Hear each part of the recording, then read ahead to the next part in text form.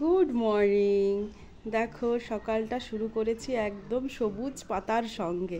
একদম ঘুম থেকে উঠেই না একদম সবুজ গাছ দেখলে খুবই ভালো লাগে। আর সবুজ তো সতেজ, সবুজ সব কিছুই যেন একটা আলাদা রকম এনার্জি এনে দেয়। তো এই যে আমার বাড়ির বেলকনিতে আমি ঘুম থেকে উঠেই একবার প্রথমে আসি, এসে যেন সারাদিনের এনার্জিটা এখান থেকেই আমি নিই। আর এখানে কি বলতো, এখন থাকা হয় না যেহেতু, এখানে অনেক রকম গাছ ছিল, তো কি আর করার, থাকা হয় না, ওই জন্য সব মরে গেছে। কিন্তু এই যে মানি প্ল্যান্টটা কিন্তু এখনও সুন্দরভাবে বেঁচে আছে। মাঝে মধ্যে আসা হয় আর এদিকে জল দেওয়া হয় এদেরকে।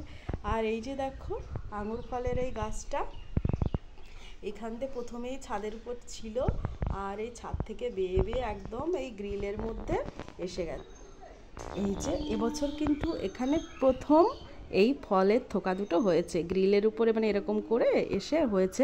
আমার মামি এসেছিলো বেড়াতে প্রায় 2 মাস আগে, তখন এই আঙুর গাছে ফুল এসেছিলো, এসে বলেছিল যে, আমি তো ভেবেছি ডালটা কেটেই দেবো, যে এই মানে বারান্দাতে এসে এরকম জংলা হয়ে থাকবে, পোকামাকড় আসবে। তো মামি বলছে না, এটা কাটিস না, দেখ এরকম ফুল আসছে দেখ। আমি কিন্তু ফুলটা চোখেও দেখিনি, মামি বলেছিল।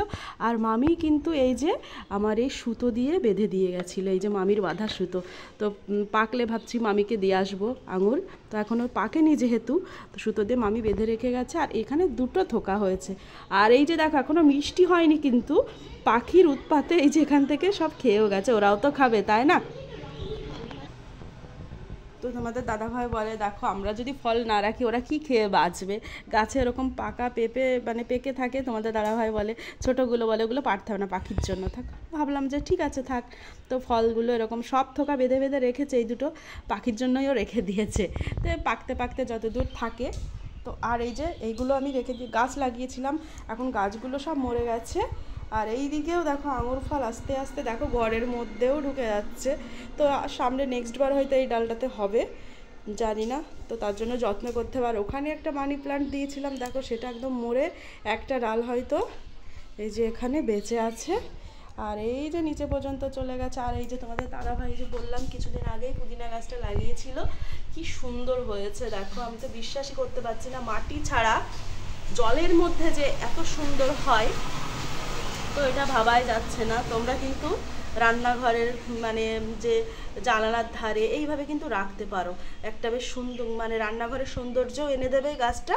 আবার যখন খুশি তখন স্যালাড, টক দই যে কোনোভাবে কিন্তু এখান থেকে নিয়ে খেতে পারো। খুবই একটা গুড আইডিয়া। জল, শুধু একটু জল দিতে হবে, আর দেওয়া হয়নি সপ্তাহখানিকে 10-12 দিন হয়ে গেছে গাছটা, কিন্তু কত পাতা ছেড়েছে দেখো।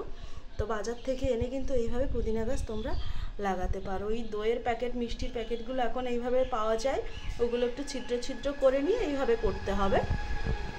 তোমাদের দাদাভাই কিন্তু গাছ লাগাতে খুবই ভালোবাসে, আমিও বাসি, কিন্তু এখন আমার কি বলতো হয়ে ওঠে না, সময় হয়ে ওঠে না। তো দুজনে মিলে বেশ আইডিয়া করি, তো ওই হেল্প করে, আমি মাঝে মধ্যে এসে হাতটা লাগাই। ওই করেছে সব, আমি হয়তো 2টো গাছ লাগিয়ে দিলাম, কি ভালো একটা আইডিয়া দিলাম। তো নিচে এই গাছগুলো খুব হয়ে আছে আমাদের মাটিতে, তো তুলে ফেলেই দিচ্ছিল। আমি বললাম যে দেখো এইভাবে কিন্তু করলে ভালোই লাগে, কারণ আমি স্কুলে দেখেছি, একটা স্কুলে এইভাবে স্কুলের বারান্দাতে বাচ্চারা এইভাবে করে রেখেছে। স্কুলটার মানে এত সুন্দর লাগছে না, ওই বারান্দাগুলো এরকম ফুল ফুটে আছে, তো ওই জন্য খুব ভালো লাগলো। বাড়িতে এরকম করা যায়, আমি ভাবছি আমার বারান্দাতে এরকম এরকম করে করে এরকম ঝুলিয়ে দেবো, তো বেশ ভালো লাগবে তাই না। আর তোমাদের যদি কোনো আইডিয়া থাকে সেটা কিন্তু বলো, কি করলে ভালো হয় অল্প সময়ের মধ্যে। এই যে ফুলগুলো ফুটলে কিন্তু খুবই সুন্দর লাগবে।